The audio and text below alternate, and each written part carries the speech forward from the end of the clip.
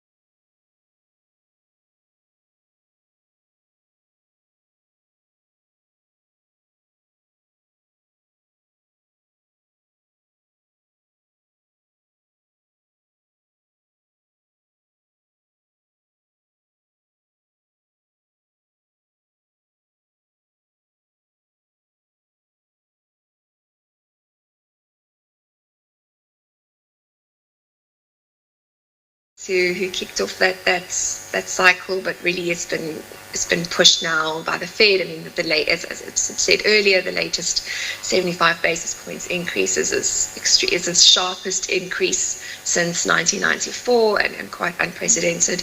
So it is really looking to be quite tough times for the economy, and other countries will likely follow on with that. And inefficient monetary policy is really seen to be as one of the key risks in a survey of business leaders, and this is something they're really concerned about. And we're seeing, so Eurozone inflation has really accelerated in April, reaching 7.5%. And so we are seeing, and so there will be, the European Central Bank was quite cautious about tightening monetary policy because of the negative impacts of, of the growth of the war in Ukraine on GDP growth. But now with this inflation rate, things are looking to me they have to tighten. And the one country that's probably the exception, which is in blue there, is China.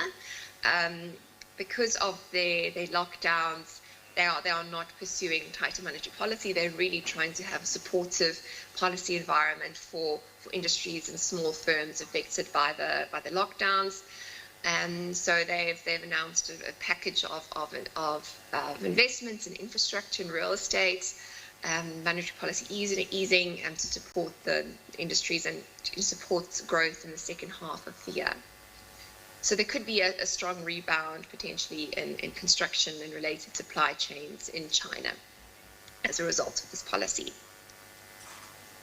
And finally, the one that's also, it's a direct result of, let's say, the inflation, is that the significant jumps in global food prices are really increasing the likelihood of social unrest. So here's some data from the Food and Agricultural Organization, and which is a monthly index of global food prices for major categories. So here I've just highlighted meat, dairy, cereals, and oil prices, and you see how the vegetable oil prices have increased dramatically.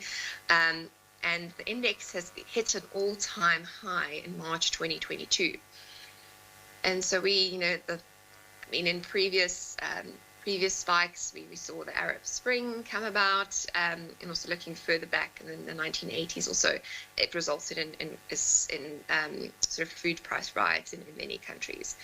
And also the challenge here is that governments really often try to protect their citizens from the effects of higher food prices, such as policies to support farmers, to increase yields, or continuing subsidies for fuel prices, or subsidizing the cost of food.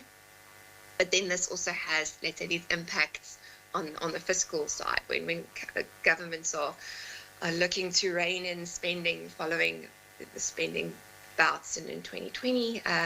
This will put further pressure on the fiscus of governments.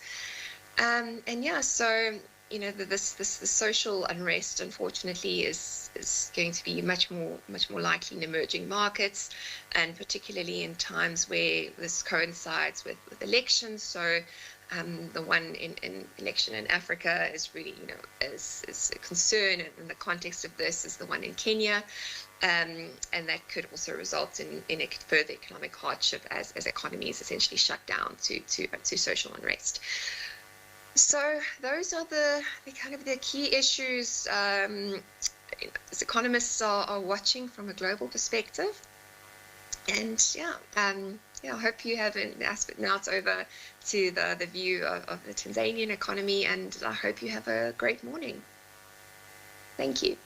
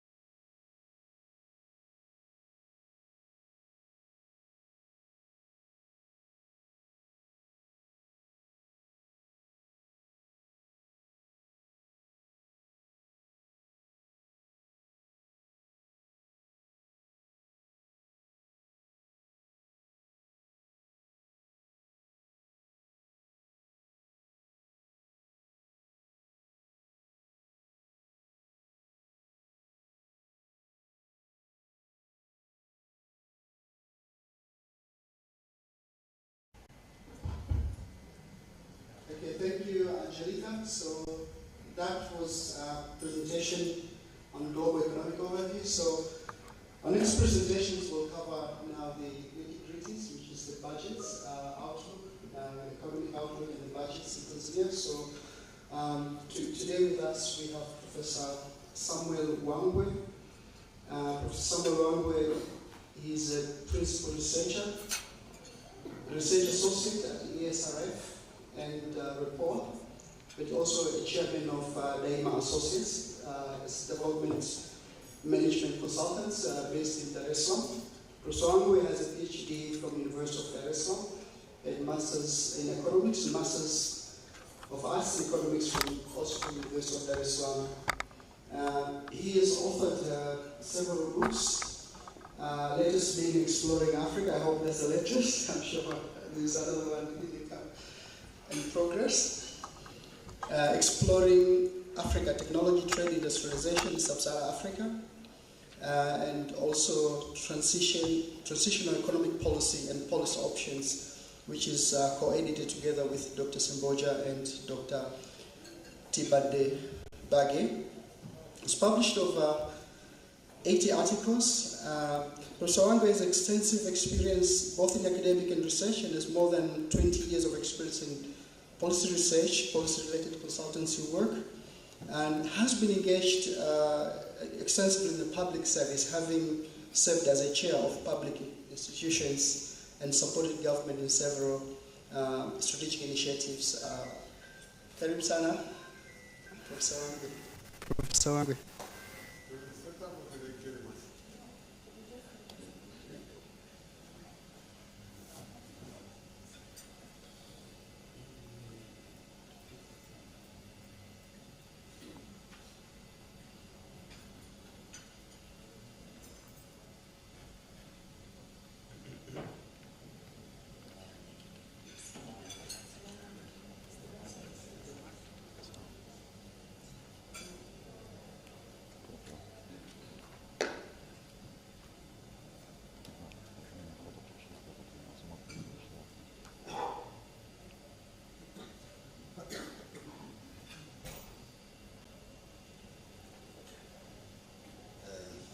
Thank you very much.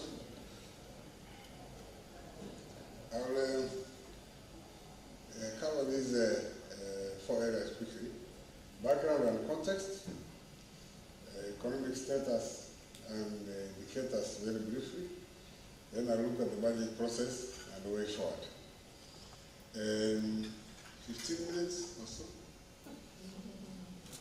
We need to begin on that. Say about 15 minutes. I think the context in which this budget comes is a context in which we have now the 6th phase government, in which freedom of media and freedom of speech, as well as the open policy dialogue, has been a characteristic of this phase. President Samia has demonstrated observance of the rule of law, releasing from custody several people who have been put in on various grounds.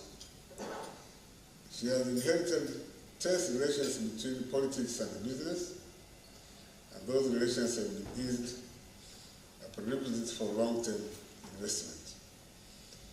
The relationships with the business sector has improved as indicated by frequent meetings with sections of the business community. I'm giving this to indicate, and later I argue that actually the budget follows from this context. The broader issues of context have been covered very well by Angelica. The impact of the COVID, the Russian-Ukraine war, I will not touch on that, has already been done. The economic macroeconomic prospects. The macroeconomic prospects.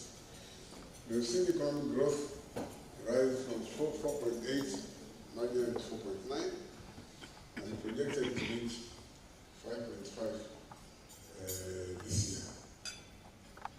Inflation has been very low. The targets are normally around between 2 to 3.5%.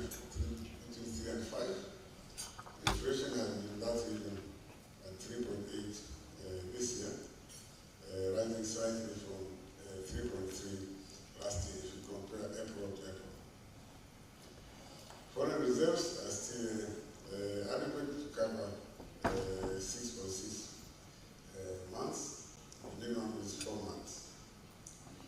Liquidity of the economy has increased from 4.8 in 2020 to 9.3 in 2021, and is likely to be rising in the next period. Loans and private sector, which are very much of interest, the private sector here, have grown by 10% in 2021 compared to 3.1% in 2020. Non-performing loans have declined from 9.3 to 8.2, which I think the direction here is right. Domestic revenue has increased to record levels in December 2021, and the outlook is likely to continue to increase.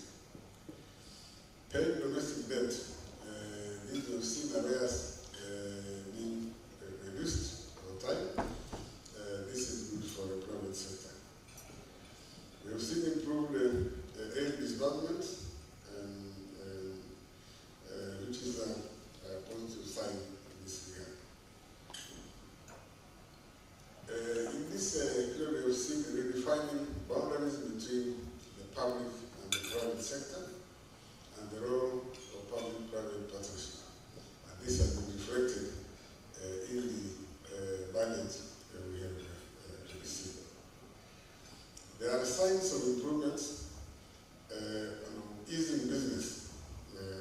Investors are being facilitated in terms of time it takes to do various in their journey towards investment.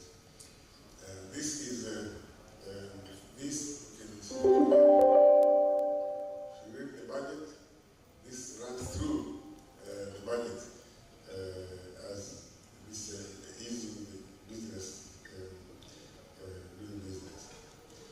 The policies and procedures for issuing permits to investors have eased, and permits for foreign experts can be made more legal and efficient. More processes of handling investors have been digitalized, and delays have been reduced. This can be cited in many aspects. Important to the business, the TRA has been cited to act with fairness and promote compliance with competence instead of force. Remember the days of the task force. It was really a task force. President Samia has liberalized several policies, politically and economically, and in terms of economic diplomacy. We have seen improved relations with neighbors and other foreign governments. We have seen easing interregional trade. We have seen ratification of the African Continental Free Trade Area. And we have seen improved relations with international financial institutions like IMF and World Bank. So this is the context in which we see the current budget. Now, as you comment on the budget process, in the past 10 years, we have seen persistent underperformance in revenue mobilization and in expenditure. Revenue mobilization, revenue being below expenditure by an average of 64%. This is not sustainable. You see low revenue mobilization coupled with challenges of managing expenditures. This has been attributed to performance of budget execution, seeing a gap of about 13% on average in the past few years. Likewise, budget deficit has been on average of 3.6% of GDP. Again, this is not sustainable.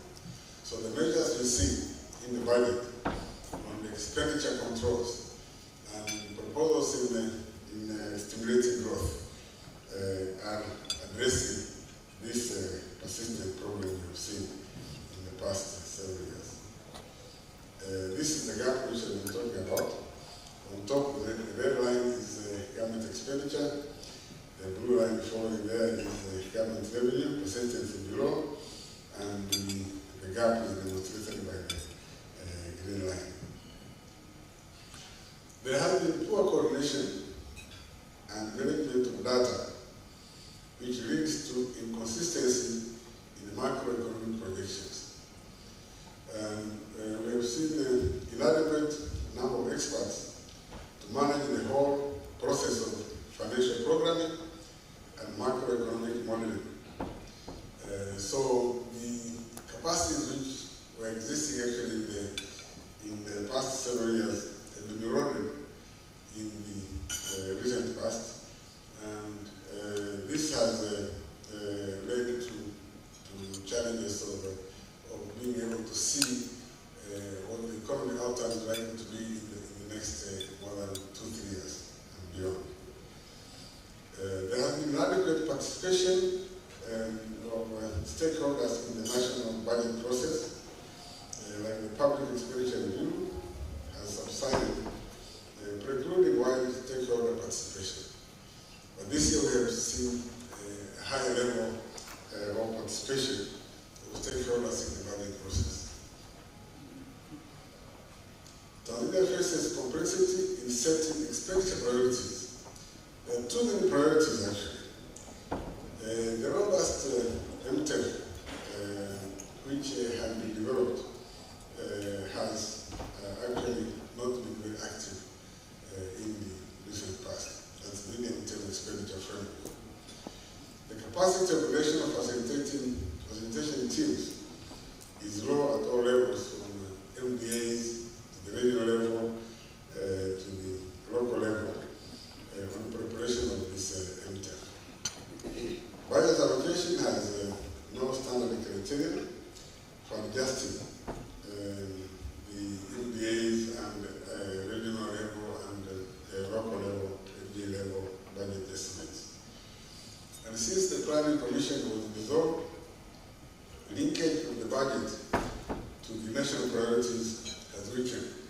No wonder we have too many priorities, too much pressure on the expenditures, leading to that gap we have talked about. There is limited implementation of planned programs and projects. This has been a challenge in project delays, implementation, procurement process taking too long, and technical skills for project write-ups and feasibility studies actually have really either gone down or have not been engaged. Quite a number of projects started without any feasibility studies, and in the operational level, we see challenges in this case. The protected list of budget items has been increasing. That's what they call ring-fencing certain expenditures. And this tendency has been increasing, an indication that there is little confidence in the budget management process. If I don't ring-fence mine, I will not get it. And one of the first groups to ring-fence the expenditure were the Parliament itself, which approves budgets. They ring-fence theirs. Implication of the persistent fiscal deficit, anticipating that there will be deficit. So let me ring-fence mine to make sure that the deficit does not lose my part. This is a case for addressing persistent fiscal deficit and restoring confidence in the budget management. There has been a requirement that development expenditure should not be less than 35 or 40%. We think this is a misunderstanding of the relationship between recurrent and the development expenditure, because both expenditures contribute to development outcomes. If you build a school or a hospital which has we can't afford medicines or personnel to man it, then you cannot deliver health outcomes. So the solution is not to go for a new hospital facility, but to ensure that the current one is operating. So the relationship between recurrent and development expenditure is a delicate one. We cannot say this must be so much and this must not be so much. It's a matter of, it's a case for balancing recurrent and development expenditures to realize optimal development outcomes. The wage bill and debt in the budget has been taking about 70% of the revenue, leaving very little for other operations. And this is a real challenge. Wage bill, people are not being overpaid. The debt has to be paid. So we shall argue that the solution actually is on the revenue side. There's not much you can do to cut the wage bill. Accumulation of government expenditure arrears has been seen in the recent past, fueled by ambitious revenue forecasts, under costing of activities, disruptive contracts. This results in disrupting contracts and suppliers operations, which is not good for the private sector development. Despite the enabling environment for policy and regulatory framework, the budget process has not rendered appropriate support to implement the public-private partnership, which would give a relief to government expenditure. This is a reflection of lack of capacity, or low capacity to prepare bankable projects for PPP. It's a reflection of low level of awareness of procurement process of PPP projects, especially within the government. And it's a reflection of the challenges the government has of handling long-term finance nature of the PPP projects. And it's an indicator of low level of investor confidence because the private sector is not forthcoming as would be expected. Now, the way forward, we see the issue of government expenditure consisting of too many expenditure priorities. This year we have seen signs of beginning to address this issue in the budget. So there's a case for privatization, and this is not explicit in the current budget, where we see a case for a whole government approach in agreeing on a few broad national priorities, linking priorities to national plans and priorities, national plans and priorities by adopting effective adoption of MTF and PR processes at the medium-term expenditure framework and the public expenditure reviews. These processes have not been in place as yet, and without this being in place, the issue of handling the challenge of too many priorities will remain facing the budget. The second issue is enhancing the use of ICT in the budget process. We have seen considerable progress in the use of ICT, which is commendable.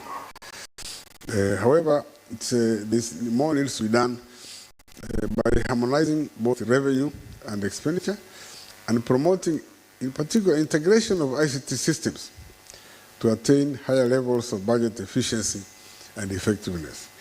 The budget has mentioned actually intention to strengthen and this integratedness of ICT, which is a positive element. I'm putting this table here to show where we think the main challenge is in the budget process. The tax system in Tanzania is characterized by narrow tax base. And this is a case for widening the tax base. We have compared with other countries. We rank lowest. Actually, while we are, the tax to GDP ratio is 11.7 in Tanzania, the EAC average is 13%. Kenya, 16.9. Rwanda, 14.1. Zambia, 15.1. Sub-Saharan Africa, average is 15.1. SADC average is 24.1. Developed countries, they range between 35 and 40%. Tanzania is still very low. And this is an area which, if we want to get the budget right, that's an area where we should really focus on widening the tax base. Now, there are two ways of widening the tax base. First is to harness the untapped existing sources of tax revenue. But second is to create new tax revenue tax avenues through growth of the economy driven by broad-based private sector development. And the budget, my reading of the budget is a positive beginning has really started in this area, in ensuring that private sector development is stimulated.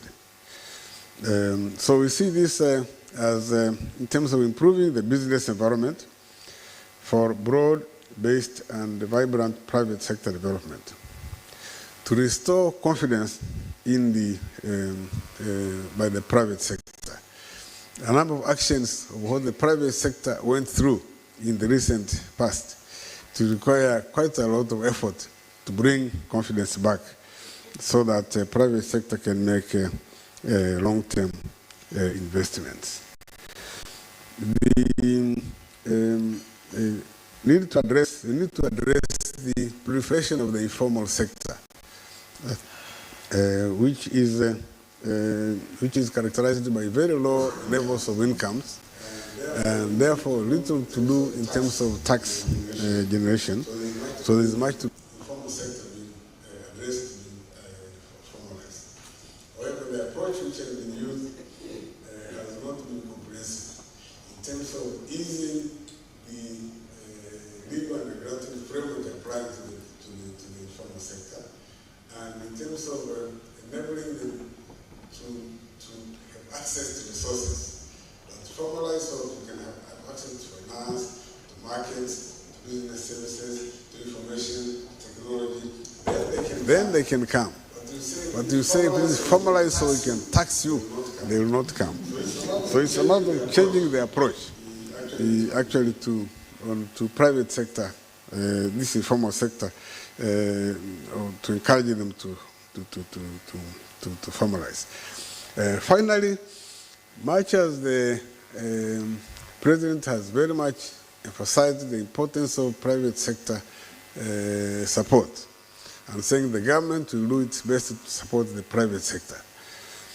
The real challenge is in making sure the public sector is facilitative.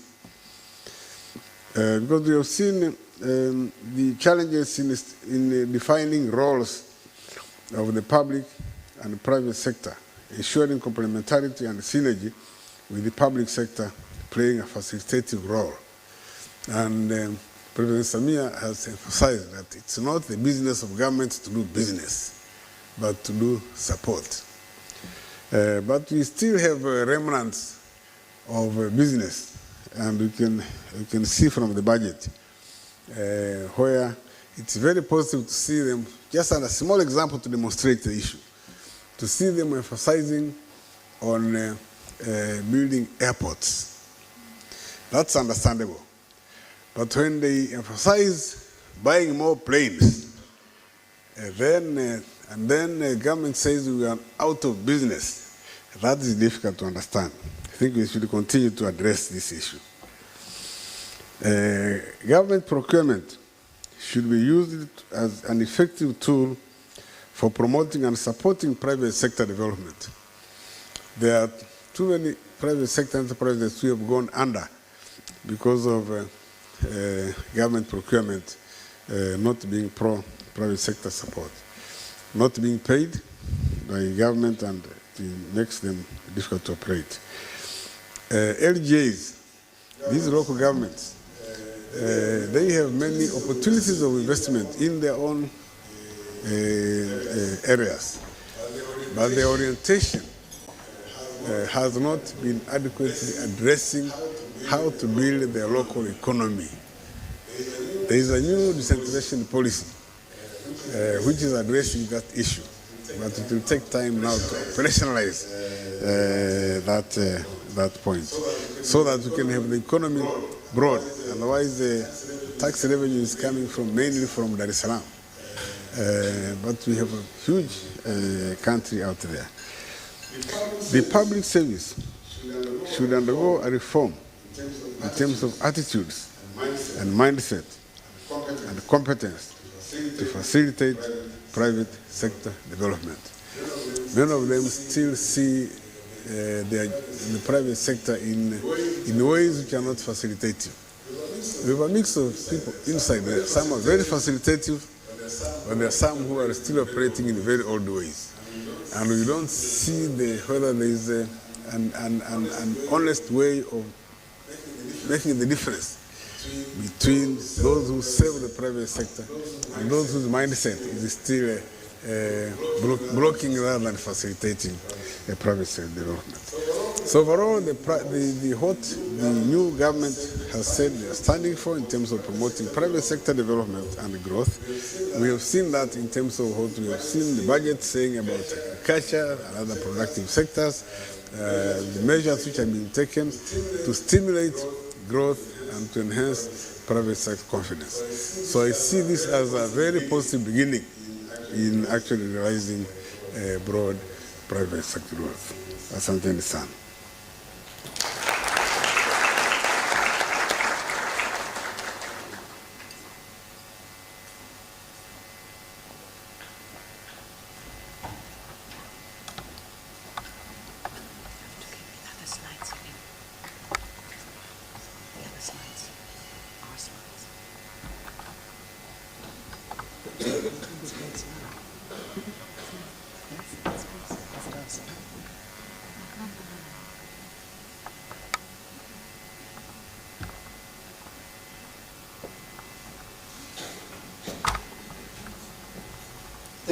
Thank you, Professor Wangwe.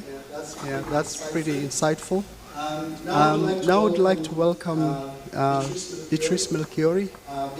Beatrice is an assistant director, associate directors in our tax services. She works with Selke, and the two together responsible for arranging this event today. Karibu, Beatrice, to take us through fiscal changes.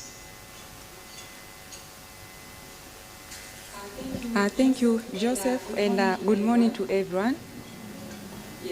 Yes, my introduction has been very short. You compare with what you have heard from Professor Wangwe. Yeah. Okay, so we are proceeding with the next discussion, which is fiscal changes. And I'm going to take you through the fiscal changes, which have been presented with the Minister of Finance on Tuesday this week. But I think you can also remember when Joseph started, he had mentioned this, that we don't have the finance bill yet. So basically the discussion around this area is based on the budget speech, which we have had.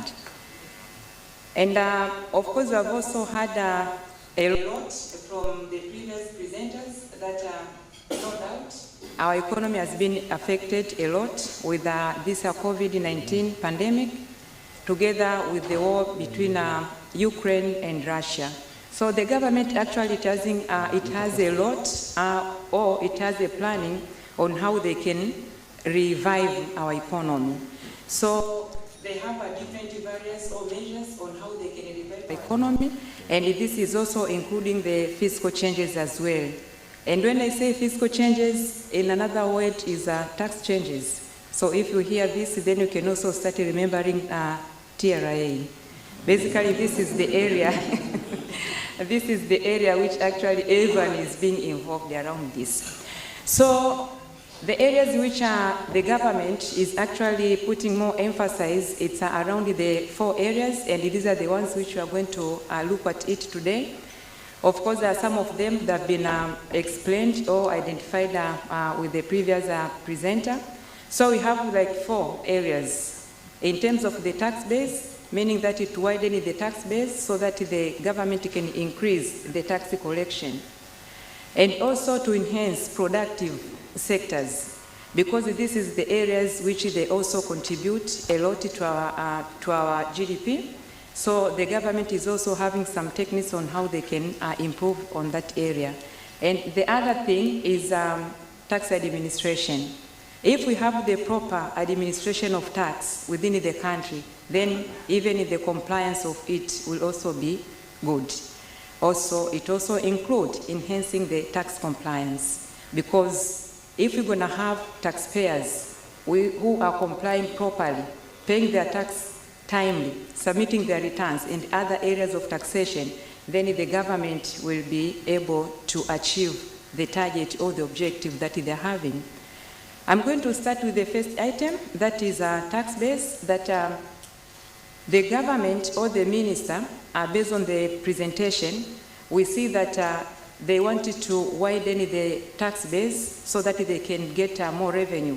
And one of the items which has been presented, there will be an introduction of 2% tax rate on digital service. This is something which is very huge. Of course, if it will be implemented properly, then we are looking forward to have a significant changes around this area. Looking at it, when it was presented, and it has been covered in both areas, meaning that in a VAT Act together with the Income Tax Act. So because we don't have more details around this area, then we are trying to find out what the government intends to achieve around this. Because what they are saying is 2% of on digital services based on the turnover. And if it is a turnover, then this is a corporate tax. At the same time, they're saying that they wanted to manage this under the VAT very properly without affecting or including again the obligations under the Income Tax Act. So there is some sort of confusions. But anyway, we shall see maybe when we get to the finance bill, what actually they want to do. Is it VAT or is it income tax? So we shall see as we get more details at a later stage. But again, for VAT, we see some challenges because currently we have some challenges around this area, meaning that it has been a challenge for the Revenue Authority to register non-residents only for VAT purpose, simply because they need to have TIN. And once you have TIN, it creates other issues as well.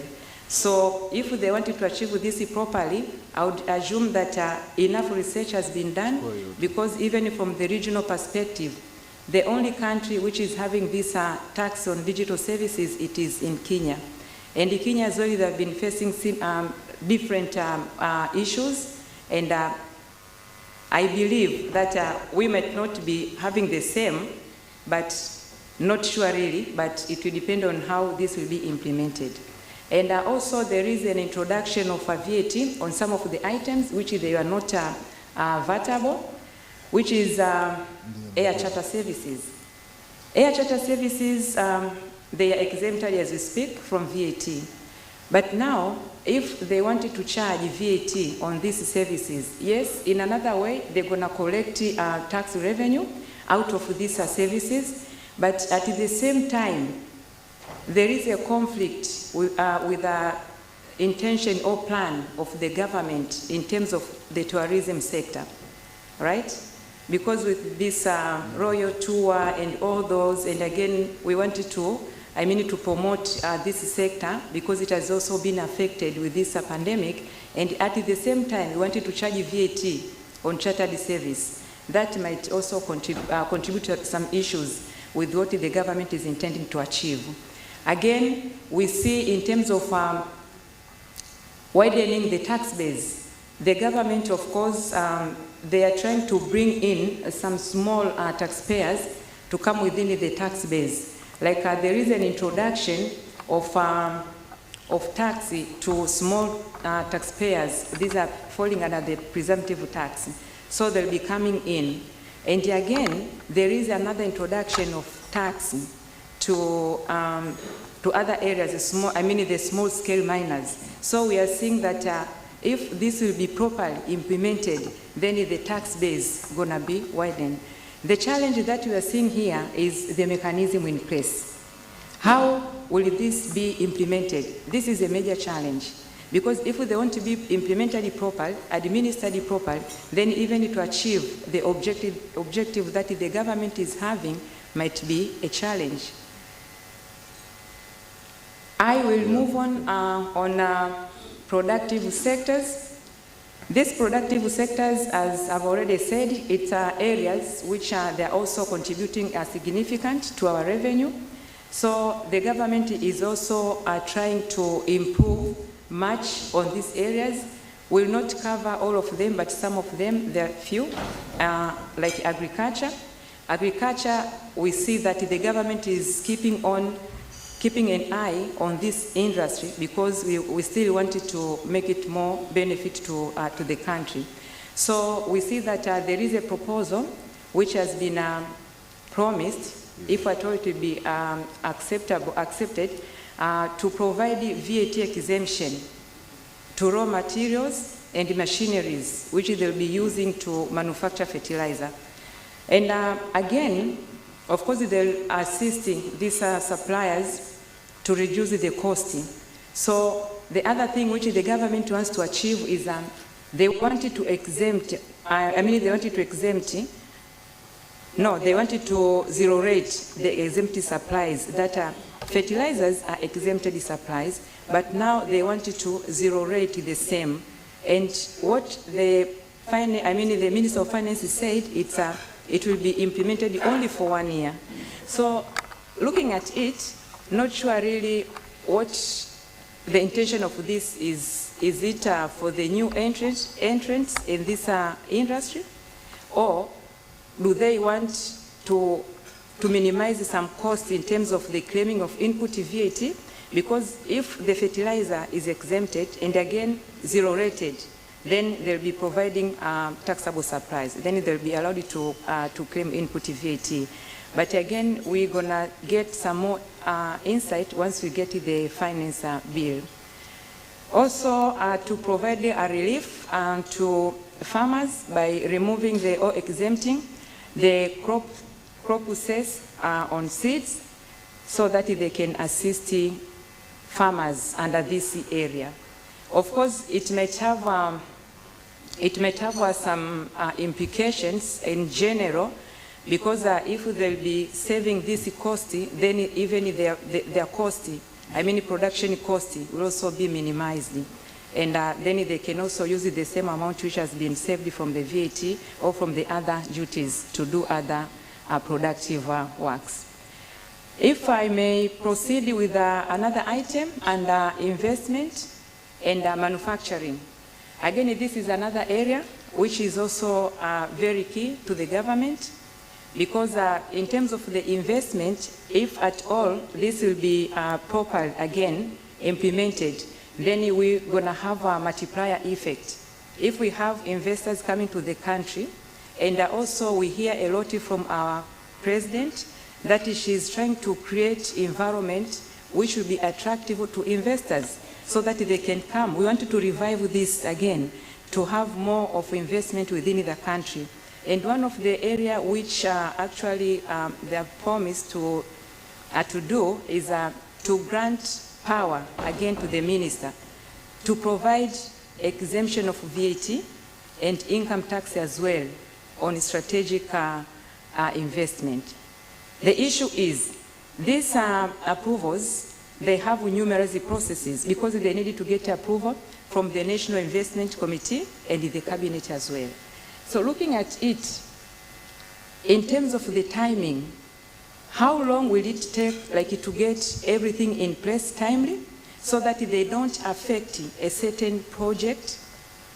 Because if at all it will be affected from the beginning, even the completion will also be affected. So we shall also see this, how will be implemented in terms of the timing, because they also needed to consider this.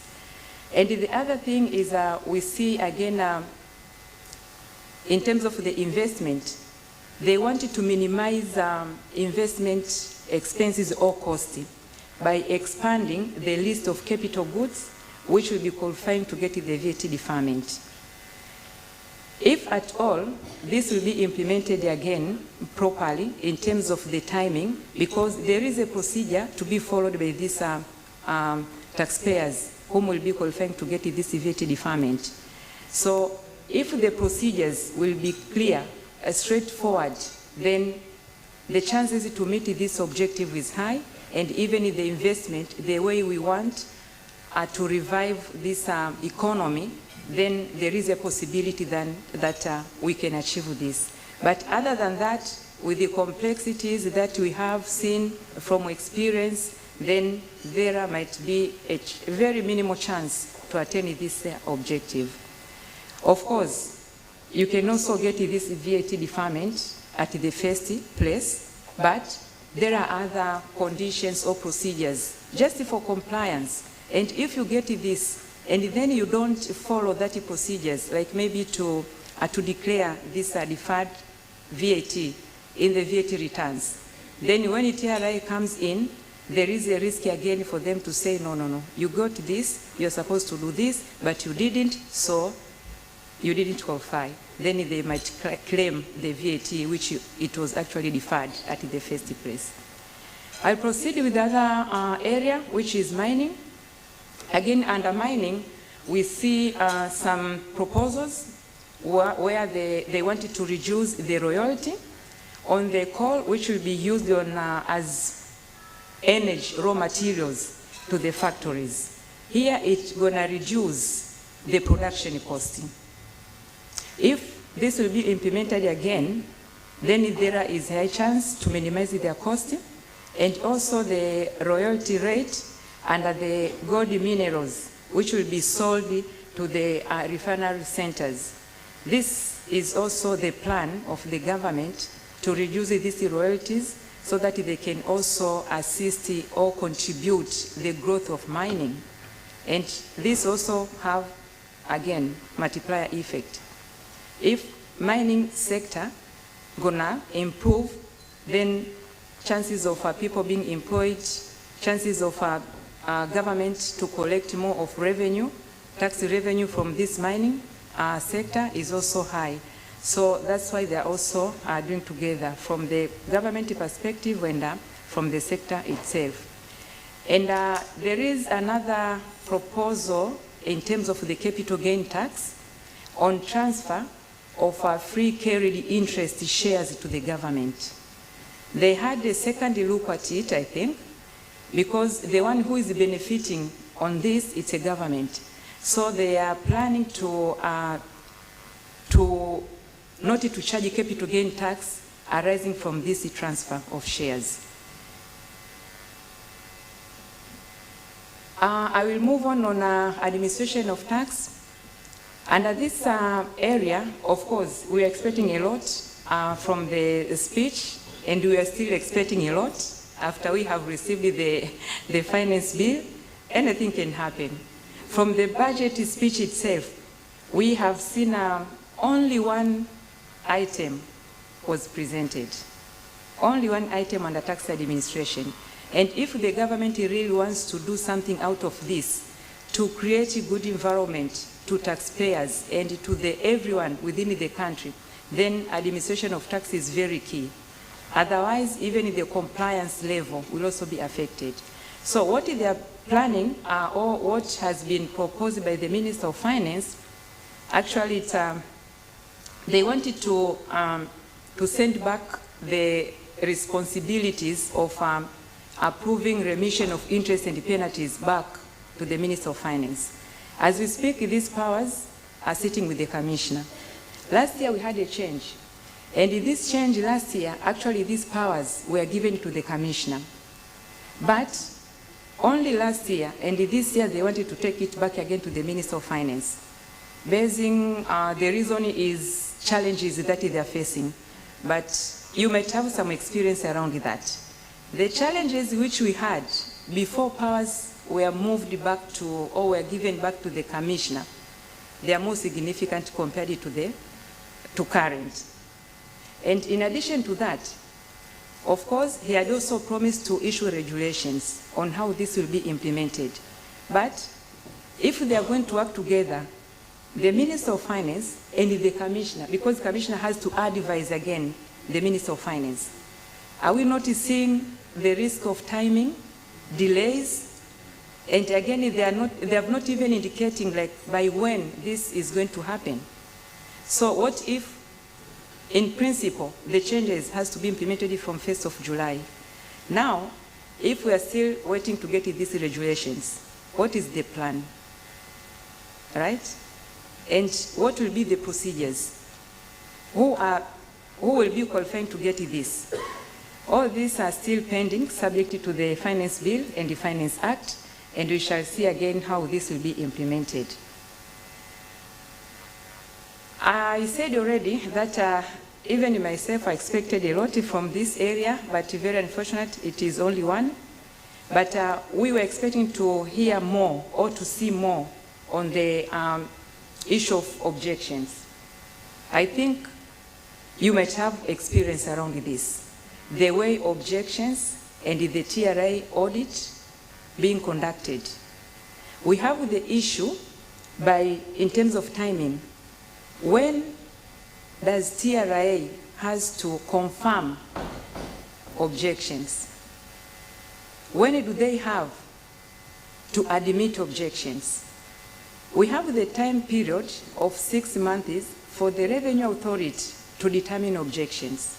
And this has been by the law, but from the practical point of view, we don't see this being implemented, which is totally unfair to taxpayers. Because when you have submitted your objections, then you're expecting within the time limit, the Revenue Authority has to determine the objections. But again, they don't.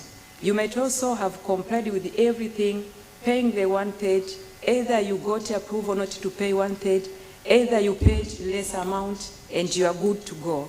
But still, you will not be notified, or it will take time for you to get a notification that TRA had admitted your objections.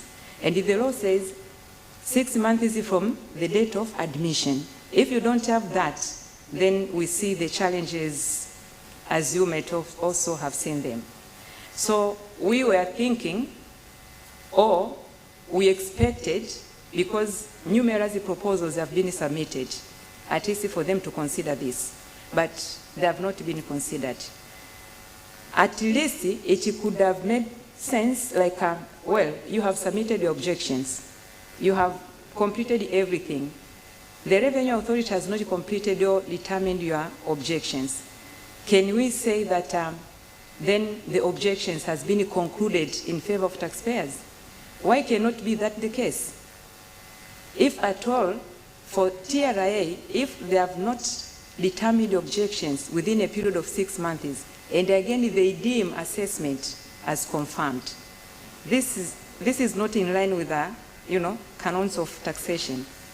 So to be fair, even taxpayers have to be considered as well. And another thing is we also expected to see some more clarifications or guidance on the implementation of this local data saver. If you may recall, last year it was implemented. If you have already forgotten, this is supposed to be implemented from 1st of July, next month. And we don't have a clue how this will be implemented. So we expected to see more of this. How will this be implemented? But nothing has been communicated. So, and numerous issues we expected to see from tax administration perspective. I will move on compliance as well.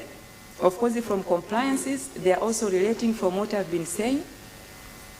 The ones which have been proposed is again to retain or to apply zero rate of duty on EFDs, meaning that they wanted to encourage taxpayers to comply or to be using the EFD machines. That's the essence of this. But in addition to that, yes, you'll be complying with this, but again, you also need to be very careful, because I understand that from experience, you have seen these challenges when the Revenue Authority comes in for the audit.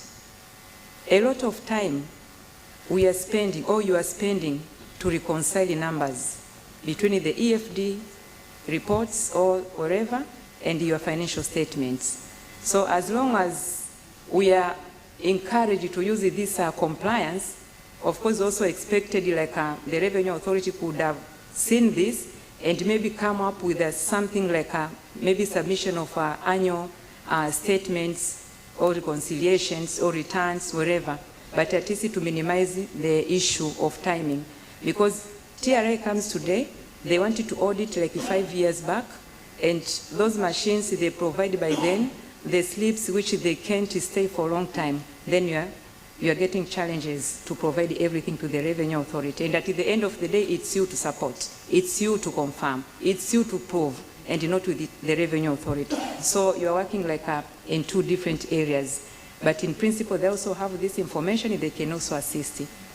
The other thing is in terms of the compliance, we had heard that they wanted to improve their system, but in relation to the payment of taxes. The intention here, or the promise, is to assist the taxpayers to be able to pay their taxes through mobile.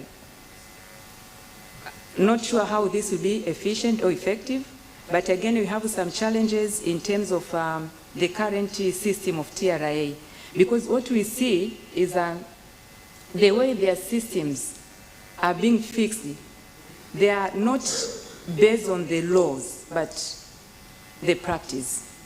I think you can also, I don't know how many of you had realized this week, when you wanted to submit application of extension to file the final returns, which they are due this month, the system couldn't allow to file these applications on 15th, which in principle by the law, that was the correct deadline to do that. But the system, practical point of view, it didn't allow taxpayers to do that. So you had to file a letter requesting this extension of time. And numerous issues, if you can remember, even the withholding tax returns. It was implemented last year, but to date, you don't file it. By annual returns, we don't file them.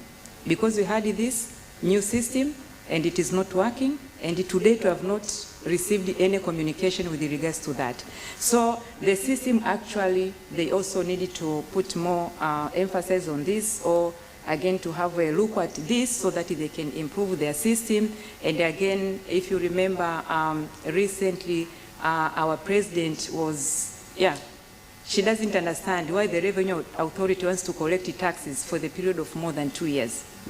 It should not, it should not be that case. So a lot were also expected, like even to get some guidance in terms of the TRA audits and all those. This is it from me, and thank you for listening.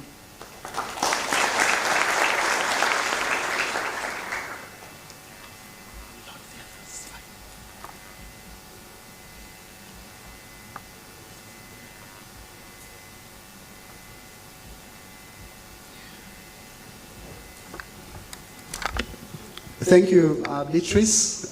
That's pretty insightful.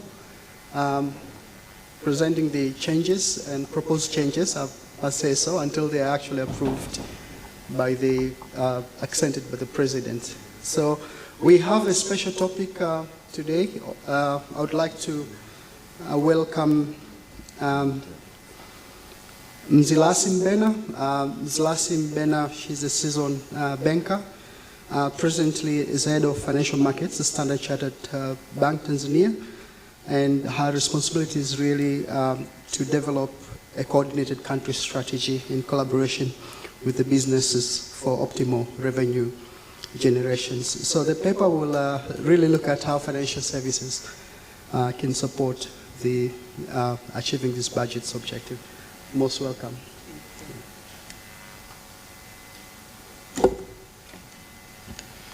Right, good morning everyone. I'm hoping that we are all awake. It's only 10 o'clock, but a pleasure to be here.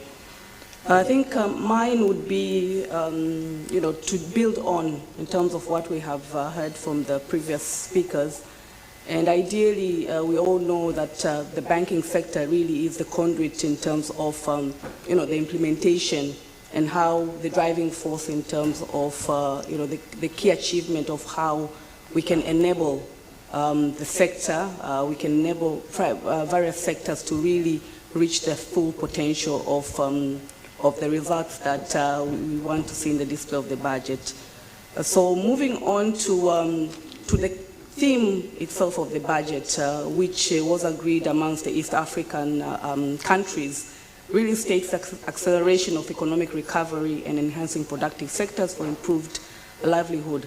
I think correlating this with the previous speakers around the global outlook, the challenges that we continue to see, being it the logistic challenges, being it the pandemic, COVID pandemic recovery, inflationary pressures that are upcoming, interest rate rises that we are seeing, the geopolitical tensions that we're seeing. I think clearly this theme talks in that measure, and looking at it really, I think it does embrace the actual outlook in terms of how we can see things moving around that space. Overall, when we analyze the banking sector performance, I think we continue to see robust performance coming out of there. Key is the capitalization of the banks, the levels of liquidity, which are really critical to supporting these activities that we are seeing. We have maintained a very solid levels of liquidity at around 30% above thresholds that are required by the central bank. And as also seen earlier, I think what we have seen around the policy changes that have been put in place, the improvement in the quality of assets has been critical, and especially the lowering of the levels of non-performance loans, which have drastically, I would say, leniently been coming off from highs that we have seen of around 9.3 to now about 8.2%. Very much, yes, above the threshold level of around 5%, which is set, but I think the concise measures that have been put in place will see it moving forward. I think critical to this also is, what private sector, how the private sector is really growing, and this fundamentally is a key driver towards seeing this budget implemented. And quite clearly, there have been drastic changes or improvement that are seen in terms of private sector credit growth. This July, through July 2021 up to April 2022, we've seen it going up to levels of 13.4%, again coming from very lows of 4.8% sometimes last year. Quite commendable, and another key area whereby the banking sector is really geared towards seeing this acceleration coming into fold. I'd like to really touch base on policies or measures that have been put in place, I think, to assist banks, or to put the banks in the right direction to really to support their agenda. Back in last year, June 2021, we saw, Bank of Tanzania taking deliberate measures really to assist this acceleration. And as we all know, coming from COVID pandemic, it was really essential that there were policy measures which were really assisting to ensure that the continuity of that growth took in place. And all these measures, looking at them in a holistic measure, really aim to increase the liquidity levels in the country, but also liquidity levels in the country, but also aims at reducing the interest rates to again be able to ensure that the transferring effect to more widening the space of asset buildup is there. So we saw interest limitation on interest rates that were put through on mobile fund companies and mobile trust accounts. And all this is to churn through more liquidity.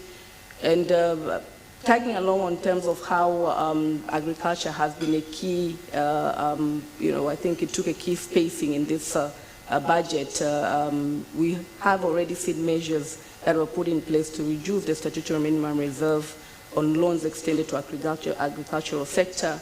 We did see Bank of Tanzania putting a special loan again of around 1 trillion shillings to facilitate onwards lending to the private sector, and and other regulatory containment in terms of the risk weights on loans and etc. So really, these adapted policies, I think, do manifest in terms of how we as banks and financial institutions are really gearing towards moving and supporting the budget as it goes.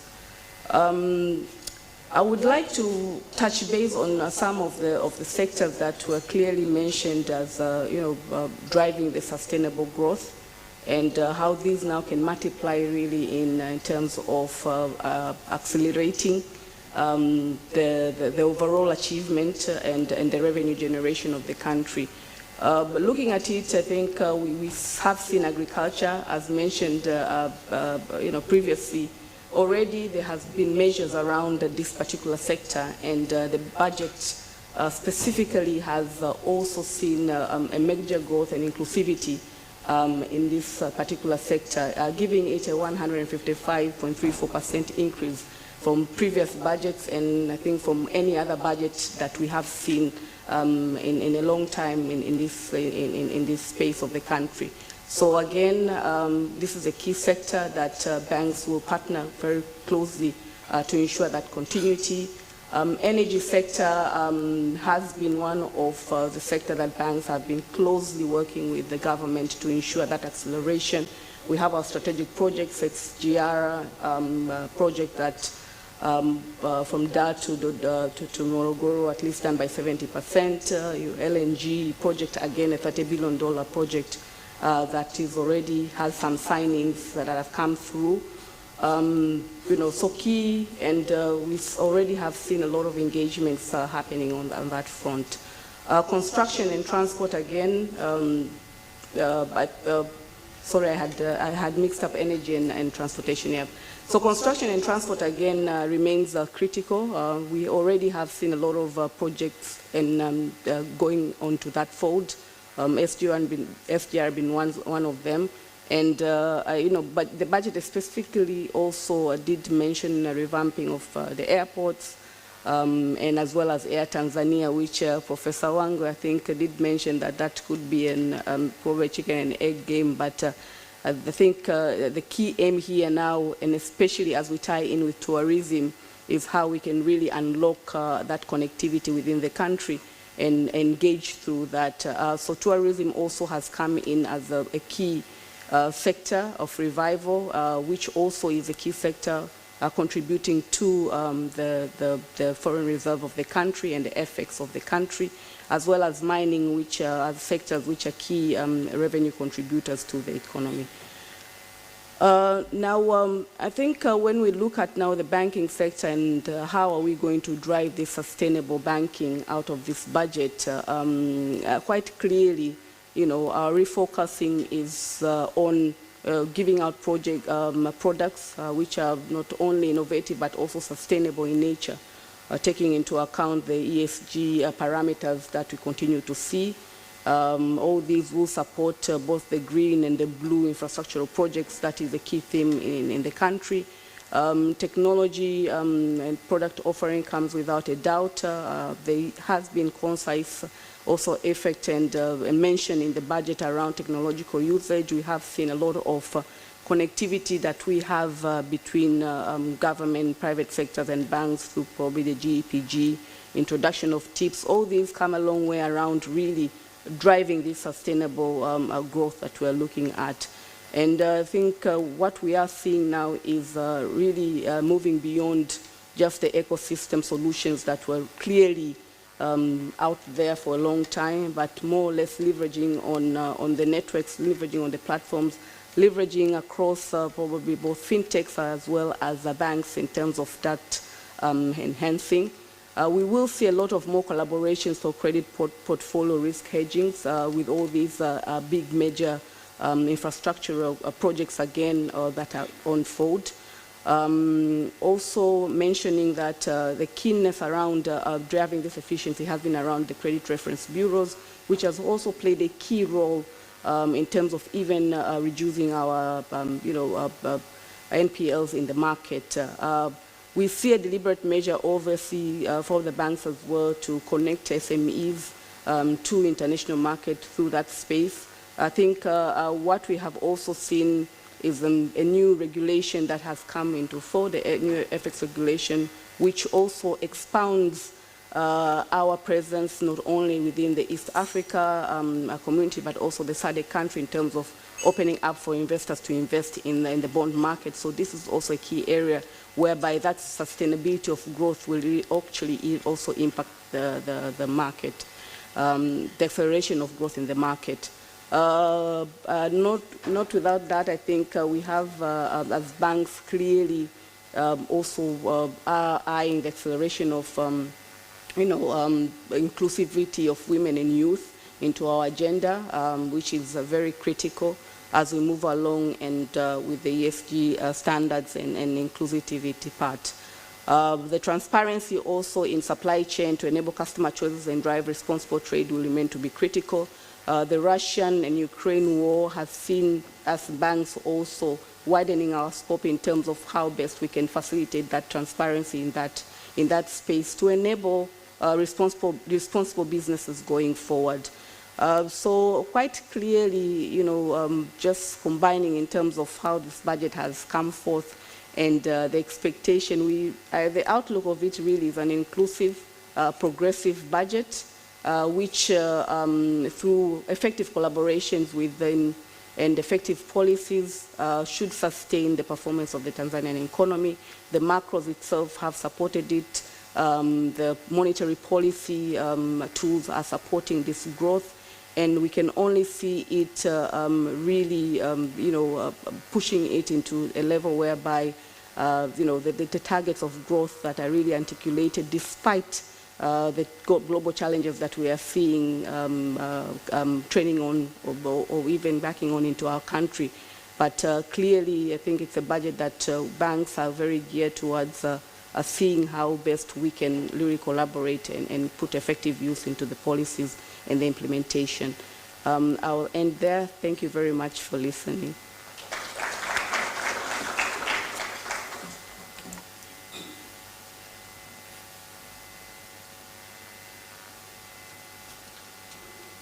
Thank you, Mzilasi. Pretty insightful. I think the banks, with all the economic shocks, banks have helped saved us at the last minute, personally and also in our businesses. So the next, so we're going to move into panel discussion. Panelists, if I'd like you to move forward, I would mention your name. Jacqueline Woiso, Mwanahiba Mzee, may you please take the chair, and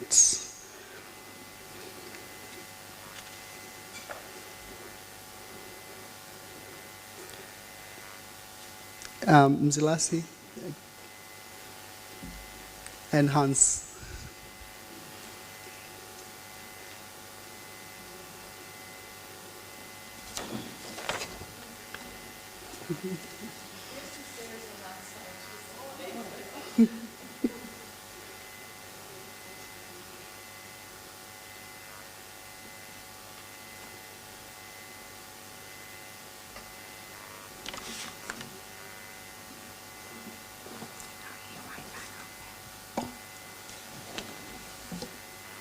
I would introduce a brief CVs of the panelists. Jacqueline, we'll start with Jacqueline Woiso. Jacqueline, she's the Managing Director of MultiChoice Tanzania, and formerly she was Managing Director and CEO Designate for Bank M before it was merged with Azania Bank.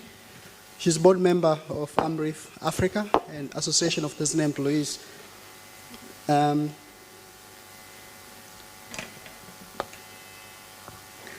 Also, would like to introduce Mzilasi Mbena, well, again, Head of Financial Markets, Standard Chartered Bank, Tanzania. She's a pretty seasoned banker in Tanzania and have worked with several multinational financial institutions.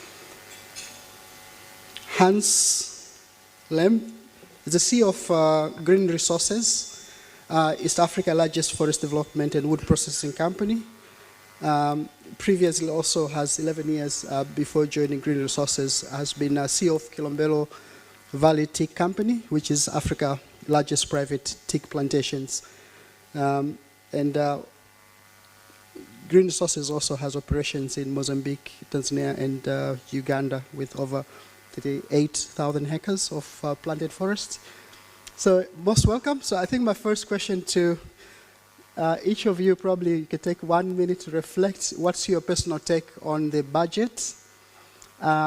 Certainly, if you could just look at the context in which the budget was set, which is really, we're trying to accelerate economic recovery. And you'd seen like Tanzania had in the past years recording average of 6%, almost 7% GDP growth, and then we certainly dived.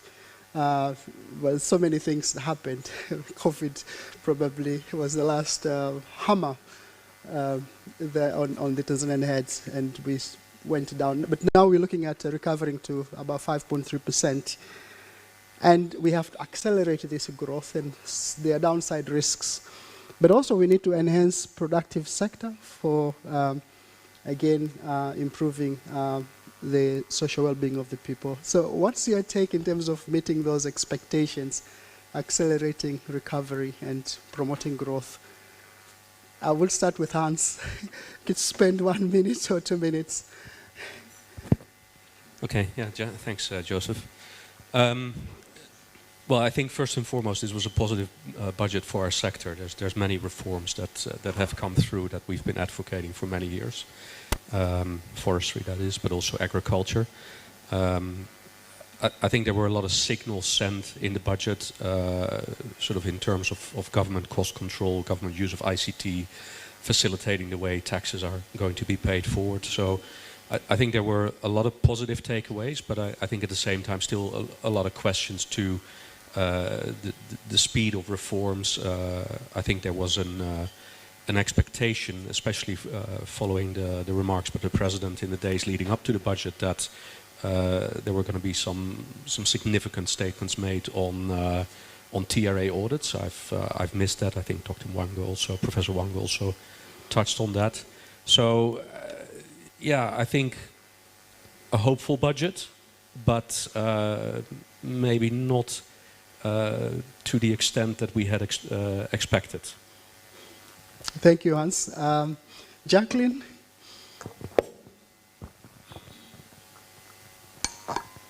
Yeah, thank you, Joseph. And I would say that the outlook is quite positive compared to what we've seen in the past, I would say maybe 5 to 6 years. And the main thing here which we're looking at is it would definitely be on a phased manner. We should not expect miracles very early, but definitely the outlook is very positive. And one of the key things which we should also appreciate is that the readiness to which the government is showing in terms of engaging with the private sector.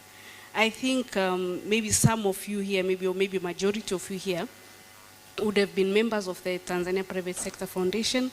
And we've seen the way the discussions were moving. It was quite difficult over the last few years, but now it's becoming much better and better. So that's a very positive sign in terms of various regulations being changed, and also even in terms of tax administration changes, because that was the major cry in the private sector. And also broadly, again, we have a white elephant in the room. Joseph, this is not a budget issue, but the Russian war definitely. So I think there are a lot of prospects around the agricultural sector if we look at it much more seriously. We've seen a major growth, 155% growth in the agricultural budget. It's not a small thing, so quite positive prospects, I would say. Thank you. Thank you, Jacqueline. And apologies, I didn't introduce Monahiba. Monahiba Mohamed Mzee, or Hiba, she's a seasoned banker of 25 years experience, largely with multinational banks. Previous role, she was the first, I think I would mention that specific, first Tanzanian CEO for Pan-African Bank, EcoBank in Tanzania, and also a senior leadership role in East Africa, overseeing Central, East, and Southern Africa for EcoBank strategic projects transformations. She's now on sabbatical. She serves in several boards of directors and recognition, top 50 women's management in East Africa Women Leadership in 2020. So most welcome, Munaiba. I think she lives in Zanzibar. She flews to Dar, I think, last night. So what's your take on the budget, Hiba? Thank you, Joseph. I think you thought I'm one of EOI. So that's all right. Thank you. For me, the budget, yes, is bold, but it's not bold enough. We've been toiling around agriculture for so many years, and I was expecting this time we will go fully.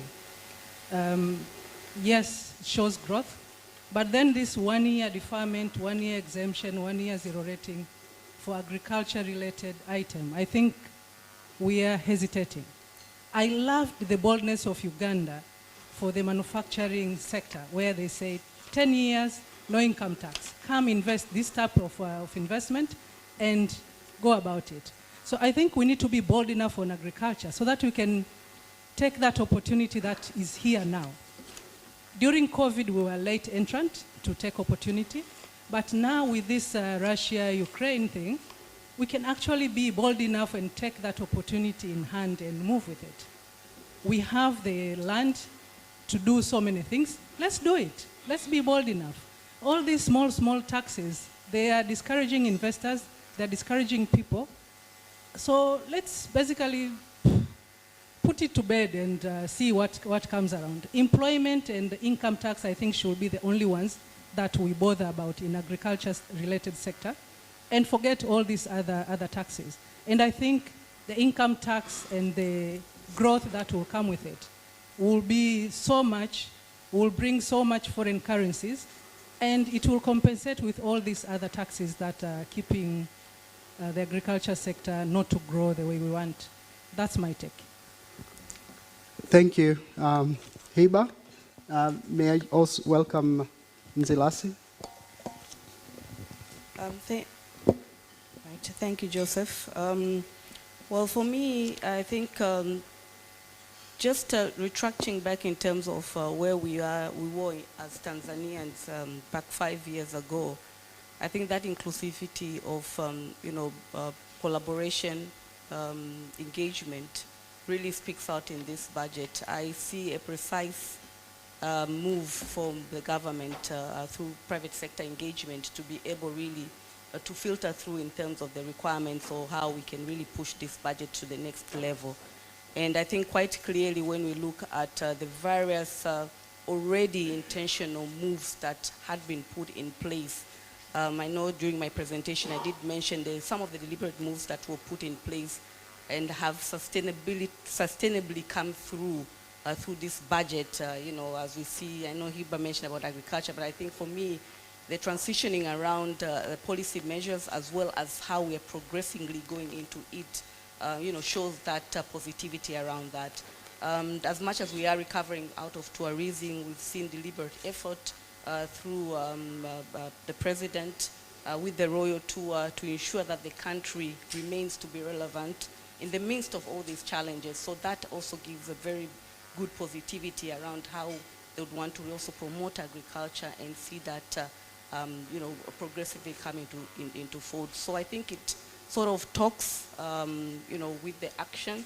We're not there yet, but I think progressively we are seeing that these actions have sort of dwindled into the budget that we are seeing. Thank you.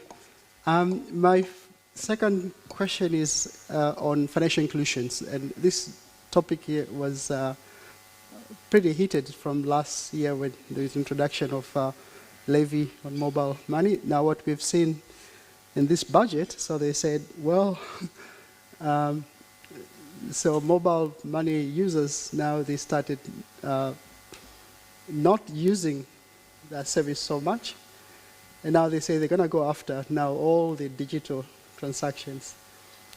So certainly now what it means is like, if you're going to transfer Ts or EFTs, they're going to be levy now on them as well, not just mobile money transactions.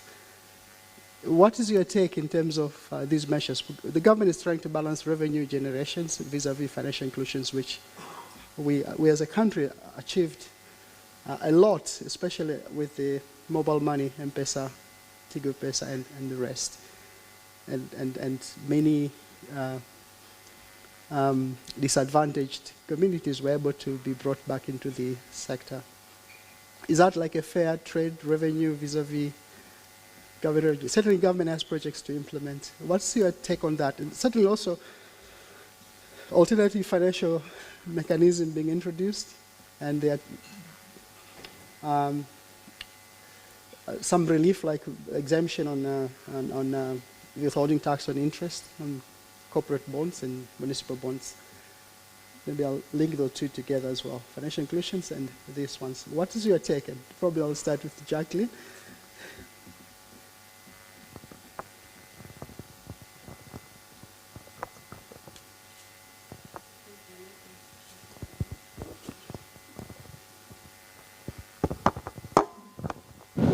Okay, fine. Yeah, thank you, Joseph. Yes, financial inclusion has always been a very big argument in Tanzania. And I remember far back, like it was 10 years ago, when the telcos were actually starting the mobile money transactions. It's slightly more than 10 years ago. And then the banks were resisting, and seriously resisting. I think some of the bankers in this room might recall in those days. But eventually the central bank governor, the late Professor Ndulu, he just put his foot down, he stood firm, and he said, for the purpose of financial inclusion, we have to allow the telcos to bring in the mobile money transactions, because the banks are not going to the districts and all the rural areas which we need penetration of financial services, which actually was a reality, but a bitter truth across the banking industry. So I would say that reducing the levies from putting a maximum payment, I think the limit is now 4,000 shillings, from 7,000 shillings. I think that's a very big difference, and it really matters to people who are actually in the rural areas.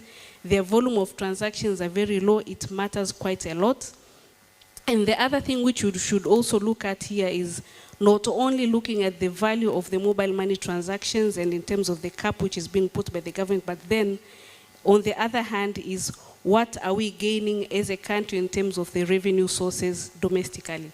Because that is the key thing. We cannot concentrate on maybe looking to only constrain specific services or goods where we'll always continue taxing them. I think in the previous years we were used to seeing only more and more taxes being added onto things like beverages, alcoholic beverages. I think this time around I had someone from Serengeti Breweries saying, oh, we're relieved that there are no more additional taxes in terms of alcoholic beverages, but still there are a lot of other things where we can widen the tax base.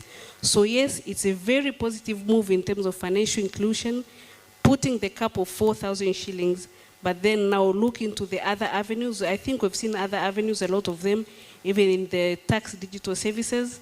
This goes as far as taxing players like Netflix in the market. So these are quite positive things, and I understand that they're very cooperative also with the Ministry of Finance, just to see on which are the areas where they can actually tap into their revenue streams and see where they can collect the taxes.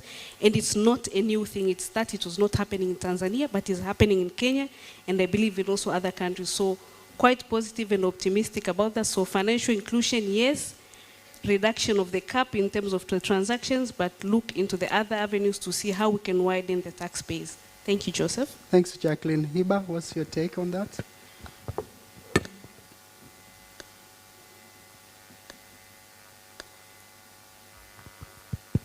Okay. For me, I'll relate it with my personal experience, living in Kenya for about 2 years, and then having to, send money home for different things. When you are away, you have no options. So basically, I had no options in the past 1 year. I had to pay. So you pay the 7,000 for the government, 7,000 to the telco, and then another 5,000 for the bank to get your money where you need to go. But now here, locally, that's where I can see how people evade it. Because what they do is they equate it. If I take a taxi, how much will it cost me? And not a taxi, a boda boda. So 1,000 shillings trip, they will go and take the money to where it's supposed to go, instead of them doing it on mobile. So I think that is what happened. So 4,000, yes, but relating it to where I'm coming from in Kenya, it's actually Kenya, you do everything with the telco's capabilities. I'm not promoting, but everything there is M-Pesa. And the charges are so small that even the vendors, even the, Mama Mboga, does not ask you to put more money, like, ya kutolea. There's no withdrawal charges added to the person you are sending to. He will tell you this banana is 100 shillings, and you pay 100 shillings through M-Pesa with no added charges. So that's how other countries have moved so far. In Kenya, if you don't have M-Pesa, you can't basically live, because everybody wants to be paid through M-Pesa, or you send it through Lipa number, or for the bigger ones, they will accept the direct bank transfer. Yeah. So for us, we've basically, in terms of the financial inclusion, what Jackie said, we've moved away a bit because of these charges. I'm part of a small women's group of different levels in the society, and I can tell you that others will tell you, I will come with the money. I'll not send it, because that 3,000 shillings, for me, it's quite significant. Yeah? So we are moving away from financial inclusion, and I don't know how much can we continue doing and still pursue our goal for financial inclusion. I don't know whether any research has been done on that. I know, I think FSDT used to do research on the mobile transactions. I've not looked at the recent ones, maybe I should. But to me, it's a pity that we are moving away from the financial inclusion because of this taxation. I will still urge that, as others have said, there are so many ways to take the tax. For me as well, I don't understand. Why don't we tax the luxurious things and leave these everyday usage things alone? I don't understand. I don't know whether it's lobbying or it's just self-interest. I'm not sure. But there are so many things that we can tax. I used to be in the think tank meetings, so I know the levels of discussions. They will be proposed and then scrapped. But we still have a wider taxable items or taxable things, and we are not concentrating on those. We are concentrating on these other things, which are easier and seen easily, if I may say. So for me, I think financial inclusion should be a first, and then tax second for the mobile money. Yes, charging additional, because when you use TIS, you are charged. So if the charges are going to increase on that side, instead of paying 10,000, then you'll pay 14. I don't know what other people will do. But cash is becoming more and more relevant now. And I think maybe people will now start using current accounts by using checks, being paid by check for everybody, and deposit it in the account. So I don't know, but for me, we are moving away from financial inclusion, and it's a pity. Thank you. Mzilasi?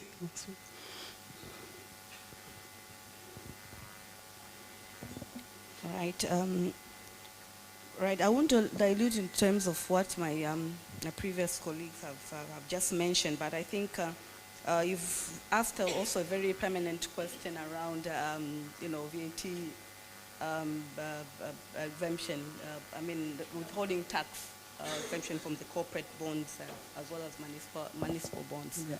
I will dwell on that, just going away. Looking at, the budget, and especially as we are moving towards a lot of ESG focus, and preliminary, as I mentioned, also the further opening of the capital account also does delude that we will see much more interest in terms of expansion of, capital, availability of capital. And this move of really exempting the corporate bonds as well as municipal bonds have come at the right timing, given that we do need to see more inclusivity of products actually to rejuvenate the economy on that part. So I thought I should mention on that. But yes, quite clearly in terms of also the financial inclusion, as we have been discussed, clearly, while there is a relevant tax base, wide tax base on the same, but I think yes, the movement towards lowering it is positive, but definitely more needs to be done to ensure that this is much more sort of reduced probably to widen that tax base. Thank you. Thank you. So I think for Hans, since you're in the agricultural sector, my question will be on sustainable agriculture in the area of forestry. Is there much incentive that you see from the budget in that particular area, and certainly in your industry? Yeah, there were a couple of key changes that some of them are outright positive, some of them have a little bit of a double-edged sword, and I think it applies to the wider sectors as well. I think sort of, first and foremost, we're very pleased that forestry has finally been sort of separated from agriculture, and it's finally sort of seen as a sector on its own. I think the TRA a couple of years ago did a study that concluded that the forestry sector, if formalized, would represent about 3% of GDP. So it's actually a massive sector. But what we've seen in some of the measures, so some of the products have been exempted, and I think we see the same on the agricultural sector, where some products are now VAT exempted, and it's a little bit of a double-edged sword. It's done to make products cheaper for the consumer, but it doesn't necessarily bring industries into a more formal playing ground, because it means on the other end that you're going to be limited on your recovery of VAT. So what happens is you're basically not lowering your price, which is the intention. And I think that's what we're seeing sort of across with these measures, where you start talking about exempting products. I see that something was done on fertilizers. So I must say that sometimes I get a sense that the government is not really understanding the levers that they're pulling, and sort of the unintended consequences that come from it. I think another area, and this is a little bit of a sidetrack, but an area that I really feel is a little bit of a missed opportunity in this budget, is that I just did a sort of like a quick search through the budget speech, and the theme of sustainability and climate change is hardly touched on, and I think it is an area that where there's a lot of developments globally, and of course it's an area very close to our heart and our industry, and so I'd really sort of encourage going forward that the government is starting to take a stronger stance and view on areas such as sustainability, climate change, and what are the measures that a government could take to bring investment into that sector. Thank you, Hans. So my last questions to all of you.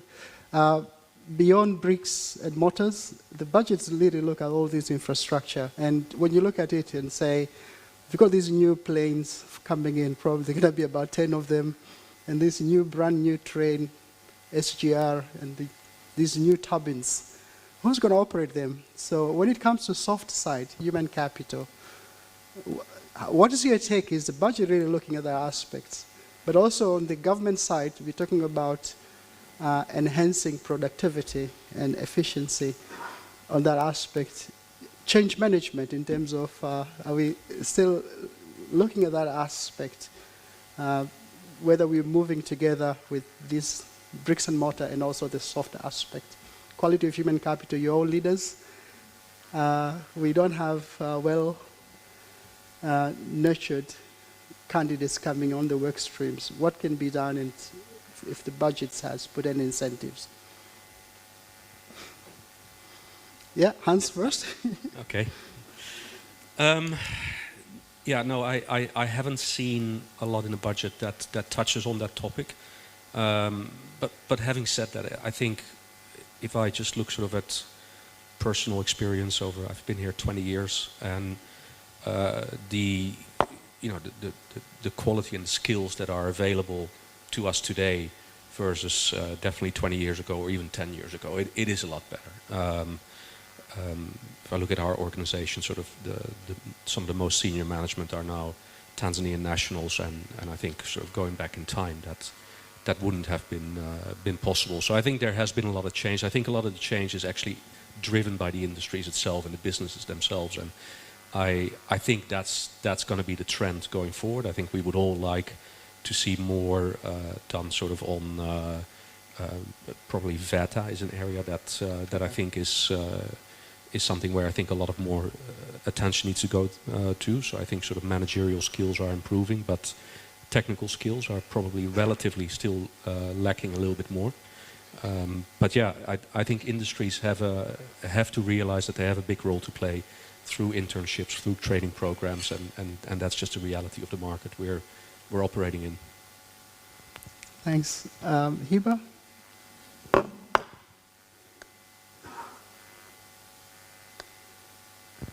Thank you, Joseph.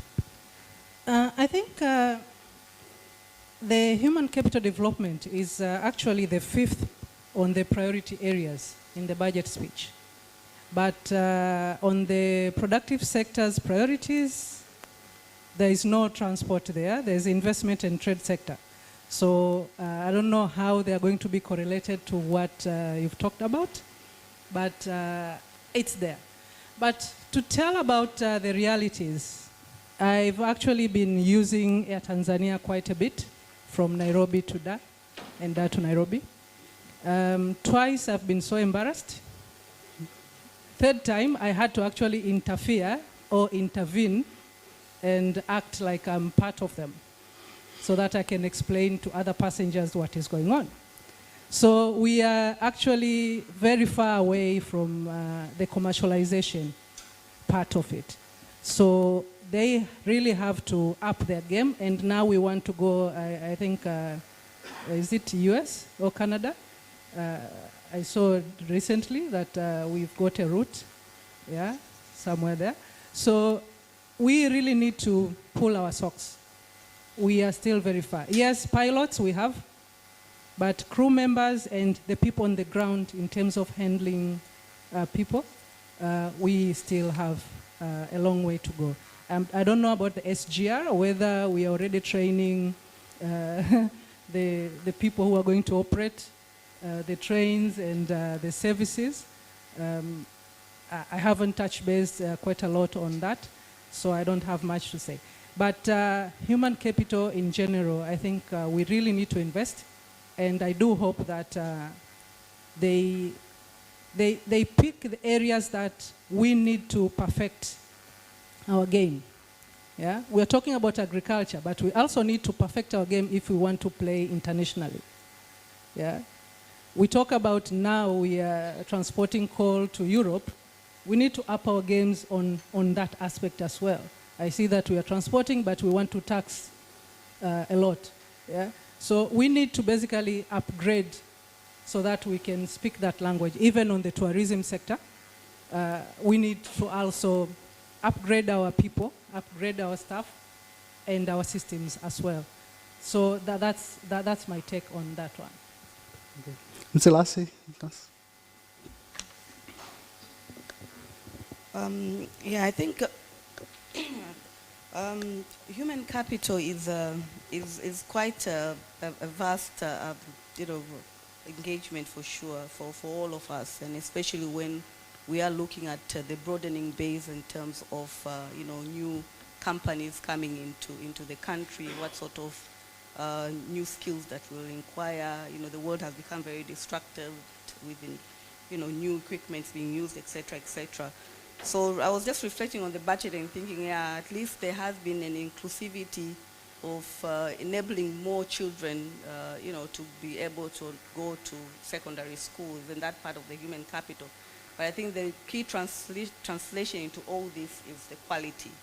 And the quality is what is a myth. I think in a lot of forums that you would talk to, there is an immediate intervention, a needed intervention really, probably to enhance the education system, to bring it up to speed with the changes that we're seeing in the world today. So that is an aspect that probably clearly from the budget, there was no a clear mention around how that improvement will come into fold, but I think there is precise need for that to revamp. I think when looking at the productivity and efficiency of the government side, there was a bit of touch around efficiencies and productivity. There was a mention around going digital for that matter as part of the cost saves, etc. So I think the key question here is the mindset shift again from the colleagues working in the government, presumably to be on the Zoom calls vis-a-vis on physical meetings would be a big part. But I saw some determination around the digital transformation on that aspect, and I believe with the various upgrades that we are seeing around government pay tax systems, I know there was GPG transitioning. We see a lot of investment around enhancing the teeth, etc., etc. This all sort of are all geared towards bringing in efficiency and reducing those roadblocks around really getting there. So yes, human capital is the key question around how best we can do it, and it's really more or less an in-house built functioning that we're seeing, other than a deliberate national-wide agenda to really improve that phase. Thank you. I think, yes, indeed, more can be done in that area. Yeah, perhaps also incentivizing private sector that takes in additional expenditure to bring the human capital up to scratch in terms of maybe some of the proposals that from the business community where expenditure that are spent to train graduates or employees who are coming in and not ready, that additional expenditure being able to get some tax incentives. But certainly businesses also pay skills development levy, probably. They also demand that should translate into improvement of quality of graduates who are coming through. But that aspect certainly require partnership between the private sector and the governments. And certainly we are all committed to support that aspect. Thank you so much. In the interest of time, I think we'll stop there. If you could go back.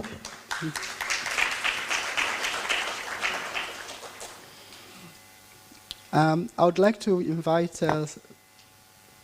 Silke to lead us question and answer session. It's going to be pretty short. And then we'll close, and she will close the events.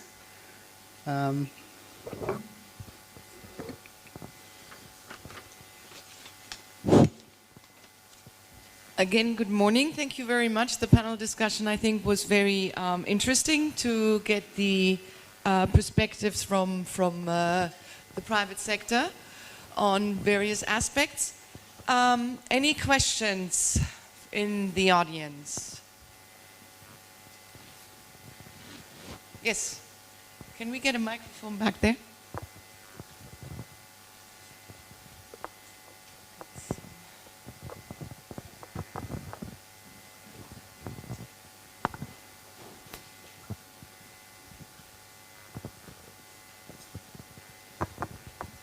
Good morning.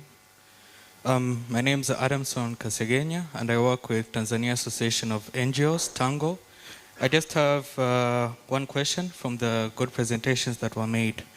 I was wondering, maybe from the presenters or from anyone on the floor, maybe what extra efforts should be taken maybe to increase the tax base? Thank you. That's a very good question. And we have had discussions with the Treasury, TIA. What are measures? I, for example, proposed, many people may hate me for that, but I said one of the measures that one should take is, Kenya's done it, have personal income tax returns. That already will have a massive impact. It was mentioned in the budget speech that they want to ensure that everybody gets a TIN, not on application, but actually by age at one point, which absolutely makes sense and is in line with international standards. Personal tax return, then I said, actually, if you really want to boost this and really make sure that people declare their income, do a tax amnesty. Amnesty from the moment backwards, from when you file your tax return. All the previous years are closed, and then you capture all the income going forward. If you don't provide an amnesty, and we know how easily TIA goes back at least 5 years, and in this case they could even, in some cases, claim fraud, so go even back 20 years. Why on earth would I do a tax return if I don't know for sure that I'm protected? So really this is something that has worked in other developing countries, where they really also got the high wealth people in there, declaring really all their income. That's one part. At the same time, of course, everybody who pays tax wants to see something in return for that. Yeah? So you want to see that developments are happening. We do see a lot happening, obviously, in the infrastructure. That's a lot. But at the same time, and it was mentioned earlier, education. Education for any development is key. If you don't educate your people, you cannot grow on a really sustainable basis. Education is key. Yeah? And that, I think, is worth an investment. We hear that basically in the budget, there's nothing really in that space. Yeah? The other, obviously, is health and healthcare, where again, it was mentioned that there's very little going into that space. Doesn't make sense to build a hospital if there's nothing, equipment, no medication or anything that is going to be in there. And those are the things that people also want to see in return. No one pays tax with a smile, honestly, unless they probably evade tax. Yeah? But no one pays tax with a smile. But if you get something in return, you understand this is an obligation. It's not a sport to cheat. You can trust. Because currently there's no trust between TIA and taxpayers. There's simply no trust. Yeah? And I said it to their face. I said, as long as you don't trust the taxpayer, how on earth will they trust you? Yeah? If there's no benefit of doubt ever, it's immediately blaming. So the whole mindset, setting it up in a way that you can say, people understand it's a necessity that you pay tax. You get tax returns, you do an amnesty, get them all into the tax framework, and that will be a massive step forward. Yeah?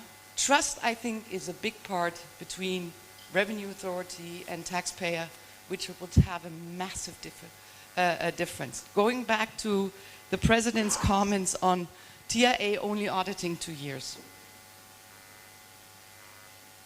People were saying, we need changes in law. No, we don't. There's not making sense to reduce the statute of limitation. It does not make sense. And I tell you, probably the IMF, the World Bank, and every other donor will be all over the country telling people that they're nuts to reduce the statute of limitation. It does not make sense. But what it does is give a direction of saying, TIA, you have to be more timely.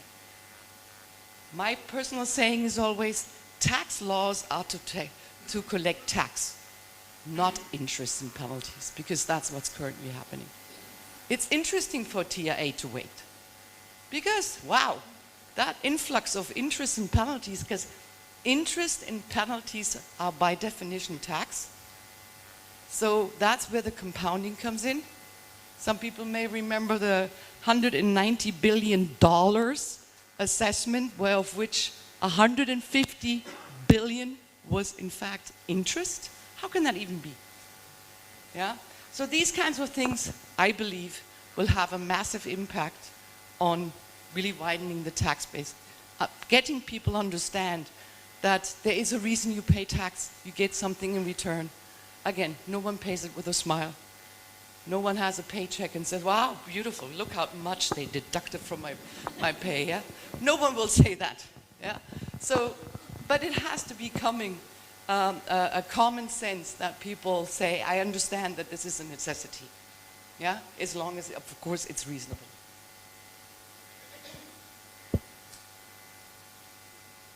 Any other comments? I've spoken a lot. Good morning, everyone. My name is Mihaela Marcu. I work for the EU. I'm a program manager on access to finance. And the first thing I heard about when I came first time in Tanzania 4 years ago was about TRA. So TRA looks like really the scary goat in this country. So if you want to scare somebody, you say, I will send the TRA after you. So. And I realized that this is also really the huge impediment to formalization and increasing the tax base. So you were saying earlier that the TRA can go back 5 years and ask for penalties. Yes, 10 years, I don't know. So yes, what would it take to reform completely? Well, maybe a bit too optimistic, but to really reform TRA? And to eliminate such possibilities, and at the same time to reform TRA in a way that supports businesses with compliance and supports businesses to pay taxes rather than being this punisher all the time, which is really it's counterproductive in the end. So I don't know, maybe that. Thank you. Yeah. I don't know if there's someone in the audience who wants to respond to that. Respond to that? Or just an additional? Okay. Thank you. Hello. Regina is the German ambassador. TRA. I agree. Gosh, I think I lost what I wanted to comment about. Oh, yes. I haven't listened to the budget speech, but I know from the previous budgets, TRA has to perform. So have others, like the Port Authority. They have to bring in so much into the budget. So for a TRA officer to perform, he has to bring in money. And that's what they see. They don't see that they're part of a holistic, reputation of Tanzania. Bringing in investors, bringing in tourists, everything has to do with this holistic reputation. And if a TRA tax officer is geared towards performing well so that he gets a promotion and his performance is go for it, that I think is a problem. And I don't know whether you can change how you put it into a budget, because I think you have to sort of calculate somehow, but make it clear to budget TRA that if you don't bring it in for good reasons, but you've brought in an investor who is exempt from something, but they will still create jobs and they will buy goods and what. So overall, the society, the country, will gain something from your work, not necessarily just these amounts of T-shillings you brought in. I think if we could do something about that, that could help. That's a very valid point, and I'm very much feeling with the TRA officers when it comes to really collection. It is, they're basically attacked from both ends. They're attacked by the taxpayer for doing their job, and the other is they're attacked by the government because they're not collecting enough. For me, it's a combination, because currently we're actually in a vicious circle. If we don't break that circle, we can't get out of it. One of it is to, again, go back to this widening the tax base. If you go permanently to the same people to collect, and we've seen the results by closures of businesses, and there will be more coming still, yeah, because they've still already started the process on the basis of what's happened in the past. Many people will tell you from the business, and I mean you are in business, you're a much better place to say, where people simply say, I cannot make money in this country because everything I make is collected by the TRA. Yeah? So that clearly is where you have to break the vicious circle of saying, do proper tax administration, do proper legislation. As I said, currently there's no benefit of doubt. It's always the taxpayer who is in a bad position. Get the systems in order. How can it be that the TRA has no clue how much tax you paid? You have to prove, bring the evidence that you have paid your tax. Hello? Yeah? We have seen demand notices go out for 10 up to 20 years. where they say, these are all your balances outstanding. Yeah? And it goes back 10, 15, even 20 years. You only have to keep your records for 5 years. So how on earth are you going to keep all those proof of payments for those periods? Yeah? And those things are ridiculous because someone told them, oh, you have to collect, collect, collect. And then because their system is so bad in administering the tax, they actually say, oh, we've got here tons and tons and tons of cash sitting which we can collect. Yeah? And the taxpayer spends days, weeks to find the evidence that they have paid at the time 2006 their PAYE was paid. And that's ridiculous. So it's a combination of the actual administration, put also more better taxpayer rights into the Tax Administration Act, have a proper system in place which applies the law and not the TIA practice or what they would like to see. We've heard this issue about applying for extension of time. What does it do in particular? It doesn't give you a penalty, so they shut down the system a little earlier to collect all the penalties, or why is it shut down? That you can't apply for the extension, yeah? Because if you still need the extension, you'll file and you are subject to penalties because you have not filed on time, yeah? Come on. So I think it's a combination. There's a lot to do, and the big thing, or the major step is really to say, let's talk, one is the taxpayers, but also I would say, also listen to the tax practitioners like us more to say, what in the system is not working? Yeah? That not just have these complaints about penalties and TIA and this, but talk about what is wrong in that system, which with a change, and sometimes it's just easy changes, could give a complete, or create a completely different atmosphere, just by dealing with one another. Joseph, you want to stop me talking? I could talk forever, of course. Yeah, she is very passionate. I mean, there's a good story. It's like 8 years ago when she came to Tanzania, she had done work in Russia, and one of our clients had TRA confiscating all these computers, and then I was trying to explain to her, like, this is unacceptable. She said, where I come from in Russia, they come with machine guns. The Revenue Authority, you haven't seen it. And then TRA, now they call her professor because she does that at TRA offices. When they see her, they close the doors, like, professor is here. But well, they appreciate her point. So, but what happened is TRA is actually trying to transform. So the reflection of TRA is a reflection of the government. It's like there are so many changes that have happened in the country. If you reflect since the opening of the economy to free market economy with the Mwinyi and then Mkapa, so many things have happened. And the government is trying to change to also catch up with the private sector that has grown exponentially.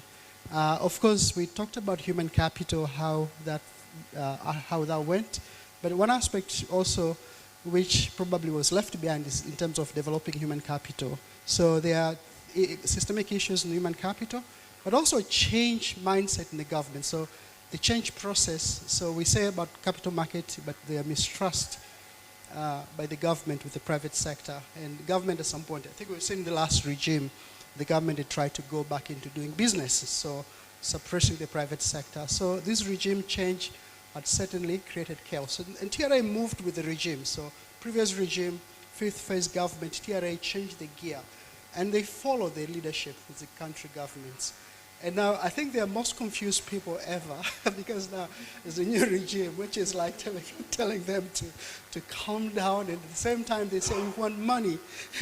We have these big projects, they need to be funded. So, but again, what we have seen in the recent times, at least TRA sits down and negotiates and listen, and this is pretty a sudden change. But on the other side, they still have those targets because the government really, more than ever, the new president just found herself with all these bills and they have to be paid, they can't be cancelled. The new plan can't be cancelled, they were ordered well in the past. Yeah, so that's really catching up. But I think, and thanks to the developing partners, there are modernization programs funded by the World Bank, EU, as well as other developing partners. They all try to transform electronic, digital tax services, and also in terms of leadership at the Revenue Authority. So these are concerted efforts, but I think there has to be more mechanism to make sure they achieve results. It's going to take a while to actually see that TRA actually having a service charter which they follow, and also they develop a partnership and more collaboration with the private sector. Yeah.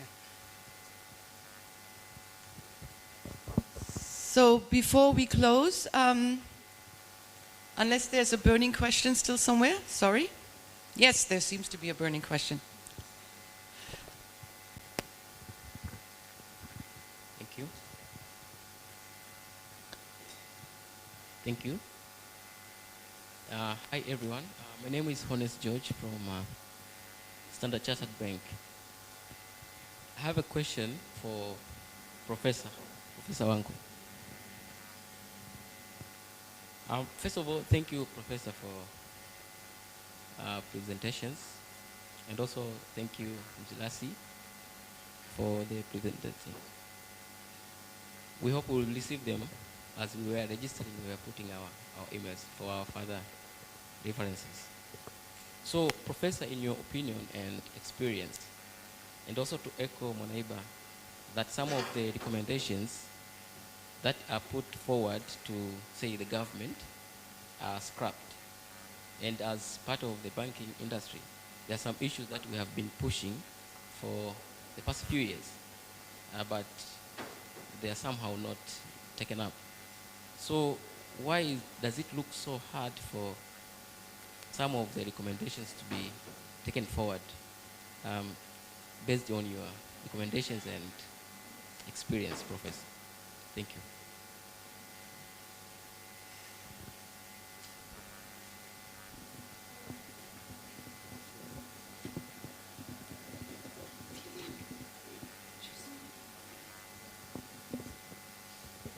Yes, facilitator, I hope I understood the question.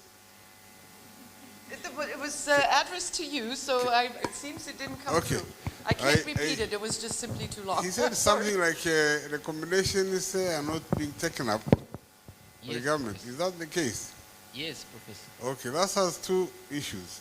One is what I said about stakeholder participation in the budget process has been low in the recent past. But now we can see signs that it's going up. But second observation, which is being made and the government has accepted, if a recommendation is not accepted, a feedback will be given to those who made the recommendation so that it is understood why the recommendation has not been accepted. If it requires further discussion, it can be done in the following year. But at least it's not like you just ignore people's recommendations without discussion. So I think the key is in the policy dialogue so that the discussion is made more thoroughly rather than making decisions one way.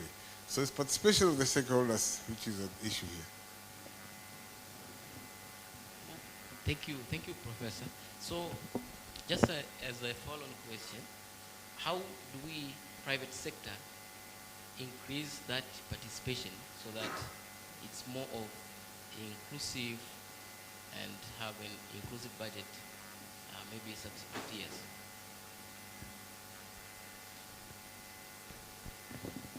This is like a parliament now, follow-up questions.